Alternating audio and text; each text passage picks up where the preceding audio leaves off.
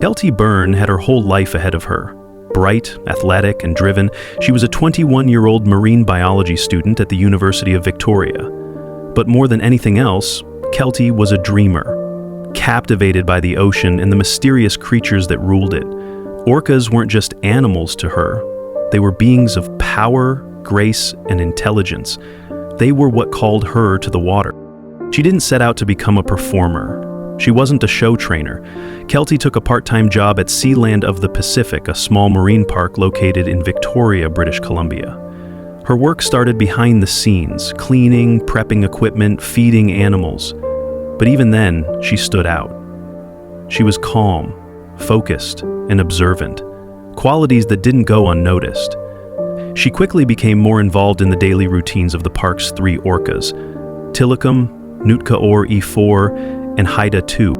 Tilikum was a young, massive male over 11,000 pounds captured off the coast of Iceland in 1983 when he was just 2 years old. At Sealand, he was the largest orca in captivity, but also the least experienced.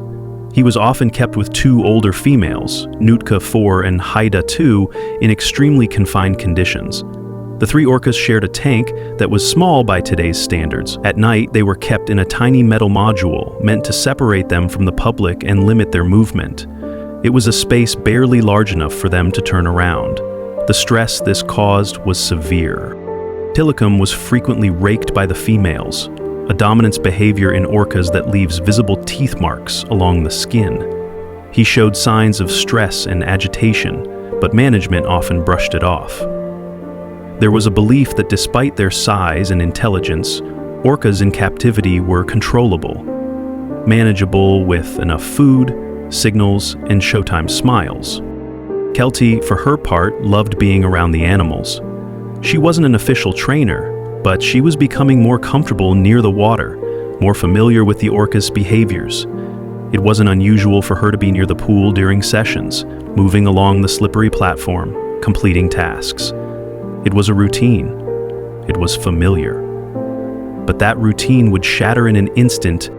On February 20th, 1991, just another normal day at Sealand, Keltie was finishing a session with the orcas. As she walked along the edge of the pool, she slipped and fell into the water.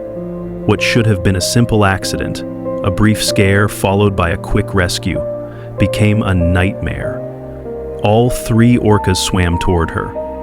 One of them, Tilikum, reached her first. He grabbed her. Not gently, not curiously. He pulled her under. Keltie fought back. According to witnesses, she surfaced multiple times, struggling to reach the edge of the pool, to climb onto a platform, to survive. But the orcas blocked her. They worked together, preventing her from escaping. Tilikum was the one holding her, but the other 2 orcas were complicit, circling, diving, hurting. Trainers threw life rings, they yelled, they slapped the water, but none of it mattered. The orcas were in control. For 10 long minutes, Keltie struggled in the water, and then she was gone. She drowned in front of her co-workers, helpless, horrified, and unable to intervene. The incident was the first recorded fatality caused by captive orcas, and it sent shockwaves through the marine park industry. Sealand initially attempted to downplay the tragedy, suggesting it was a one-time incident, a fluke. But internally, there were fears. There had been warning signs. Tilikum's agitation, his treatment by the other orcas, the cramped living conditions. Staff had expressed concerns. Nothing had been done. The public response was swift. News outlets reported the story widely. Animal rights groups demanded action. Within months, Sealand of the Pacific announced it would shut down permanently. The facility was no longer considered safe. Its centerpiece, orcas, were soon to be relocated. In 1992, Tilikum was transferred to SeaWorld Orlando. There, his story would only grow darker. Tilikum became a central figure in SeaWorld's performances. His size and presence made him a headliner. But his history followed him. He had now been involved in a human death, and he exhibited complex, often unpredictable behavior. Nonetheless, he was used in shows, bred for captive programs, and kept mostly isolated to manage his aggression.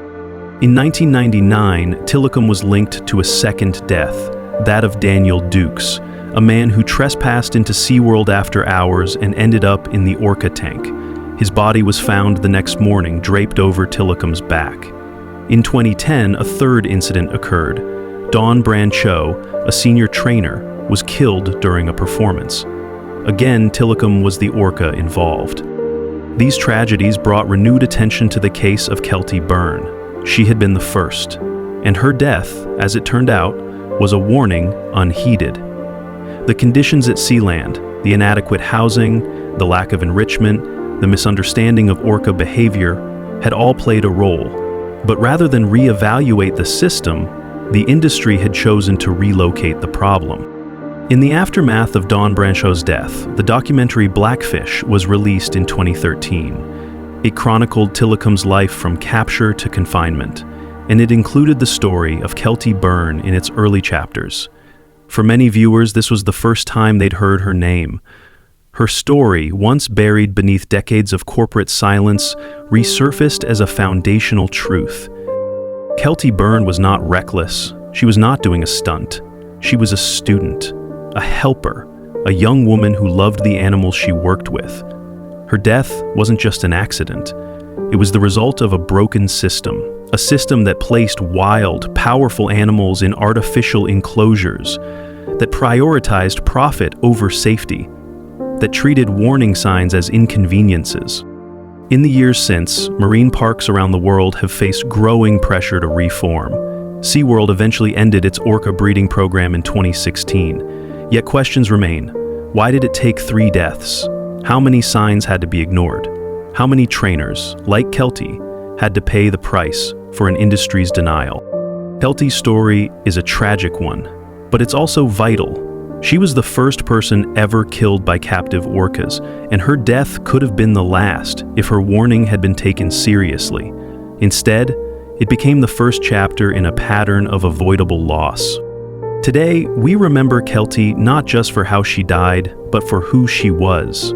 A student, a swimmer, a dreamer. A young woman who believed in the majesty of the ocean and wanted to live alongside it. She gave her life in pursuit of that dream. And in doing so, she left behind a question we're still trying to answer. Should these animals ever have been kept in tanks at all?